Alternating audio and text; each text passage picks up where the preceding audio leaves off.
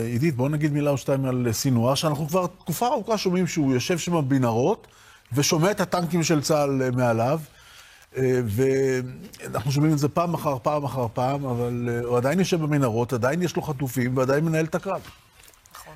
סינואר, אם אנחנו מסתכלים על מה שכותבים עליו אנשים שמבקרים אותו, אז אומרים שהוא באמת מסתמכים.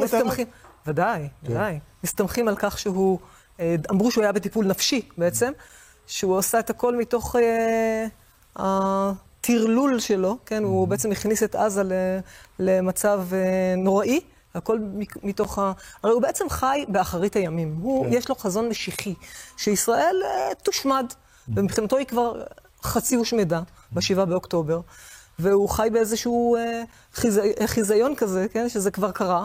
ופה צריך להוריד אותו לקרקע. אני מאוד מקווה שאנחנו... הבעיה שהוא לא היחיד שחושב את זה, כלומר, כל מי שתומך ברעיון שלו, ויש רבים כאלה, גם ביהודה ושומרון, הם יחד איתו. לפי האידיאולוגיה של חמאס בכלל, כשאנחנו מסתכלים גם על האמנה של חמאס, ואנחנו רואים את האידיאולוגיה, היא מאוד משיחית. היא מדברת על חזון אחרית הימים, שבהם היהודי יתחבא מאחורי עץ ואבן, ואז האבן תפתח את פיה ותאמר, הנה יהודי מתחבא מאחורי, בוא תהרוג אותו. כלומר, זה אמיתי, הם באמת חושבים את זה, כלומר, זה לא דמיון. הם בטוחים שהם כבר...